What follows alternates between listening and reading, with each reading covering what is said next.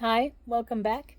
It's part two, and this part is about having alcoholic parents and growing up with that. And I it forced me to be an adult early because they were not, and I had to learn a lot on my own. And one of the things that when you have that experience, you learn to not really listen to authority because authority is irrational and there's just no need to listen to it.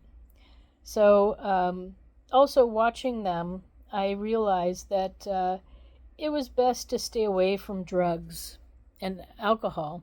I mean, I did dabble a little bit, but I always kept a check on myself because um, I could see that we had addicts in our family, and I even tried to help our family at one point. I signed us up for family therapy, and my father was supposed to quit drinking. My mom had already quit drinking by then, but my father not. And and the family therapy didn't work. So then I realized I had to do it on my own. So then I went ahead and I started an Alateen group, and it worked for a little while, and then eventually it fell apart. I don't know why. I guess maybe we all got too old, or maybe we talked enough, or whatever, and there was no one else coming. And then I got the opportunity to go to university, college in New York City. And at 18, when I graduated high school, I said, I'm never returning to this. And I never did. I used to go home maybe to visit for a brief period of time to my parents' house, but not to ever live. And I made certain of that. So again, it was growth for me to get beyond my alcoholic parents and stay away from drugs. Today, I really don't do drugs, although, I have to admit about 5 years ago I tried some marijuana again, some of the new stuff that's out, and that's why I can say that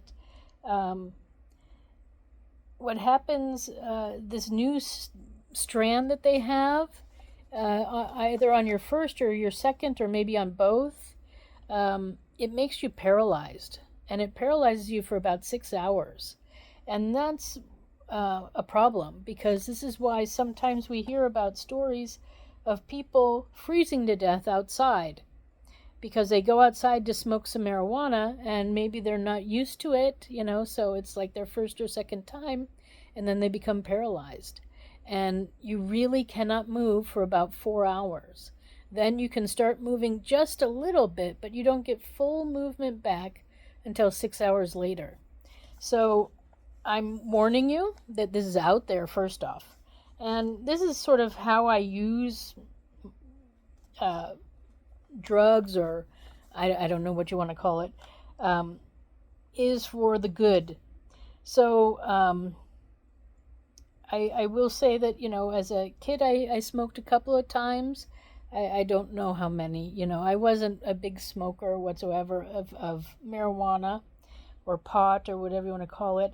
And I took psychedelic things twice. Once I took something called mesk, which was all right. It was a hallucination for about 4 hours, maybe 3 to 4 hours, something like that. And then later, in my older youth, sort of I guess I was about 26.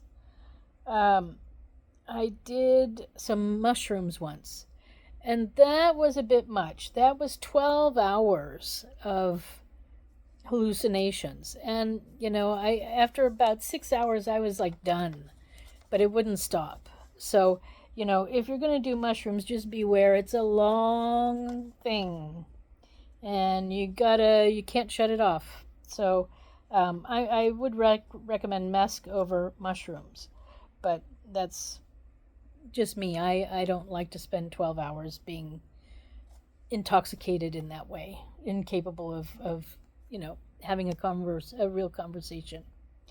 So yeah, so for me, it was clear that because of my family background, that there was a chance that I was addictive. I had an addictive personality. I also was a smoker, and I smoked for 20 years. I started smoking when I was 13. I was in a park, and I was with my some friends, and somebody in front of us was dropping cigarettes. They probably were trying to get people like us addicted. So we picked them up and we smoked them and got addicted. And then I smoked for 20 years until I was 33.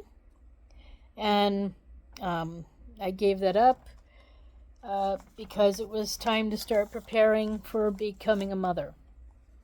And I didn't want to be smoking while I was pregnant.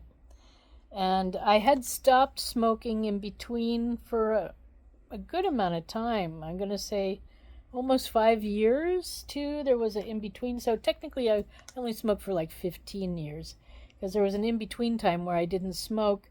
And then I broke up with this person that I was with, and then I started smoking again for about a year and a half, and then I gave it up entirely.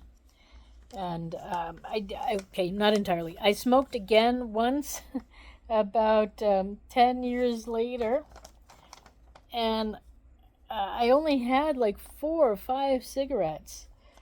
But man, it made me so sick. I got what do you call it? Bronchitis. And I was sick for like a month. So after that, I'm like, never again. There's just no need to smoke a cigarette because it just makes you sick. So yeah, so I don't smoke any of that. And once you trip once or twice, you've also done that. You don't need to do it again. So and pot was never my thing. That's also like smoking cigarettes. So smoking is not for me anymore. I did enough as I was younger. But and then pot with this thing where you get paralyzed, it just makes me wonder what else are they putting in the drugs. So we need to clean up our drug system, and we need to start. If we're adults, there's nothing wrong with having a experience, but we need to provide it to the people, to the adults, in a safe way. And having them do it out on the streets is not a great thing. So I have a drug plan that includes legalizing these things, cleaning them up, so that we can actually be adults and enjoy them when we want, when we have that free time. And we want to spend, 12 hours tripping or whatever. And then my idea is to provide a room where you can go and you can be creative. So you'll be in like a hotel area, motel. You'll have a room with art supplies, and you just go crazy, just create. And I think it's a much better way, because to forbid these things to adults is kind of silly. We're adults. We should be allowed to have experiences. And if they're coming from nature, you can't really stop us. And so I think, we have to rethink that, because there's nothing wrong with using things in a responsible way. It's when you don't use them in a responsible way that things get out of control. So there is a healthy way of using drugs and alcohol, and a not so healthy. And as far as healthy goes, wine is healthy. Red wine is healthy. So Cabernet Sauvignon is healthy in small doses. It has cancer-fighting things, and it's a blood thinner. So I highly recommend, having a little wine with your meal at dinner time if you're not driving, and enjoy it. Enjoy life. We have become a country of not enjoying life, and it's just crazy. So I'm going to stop here, and then I'll pick it up again with something else. I don't know what. We'll find out. Okay, bye for now.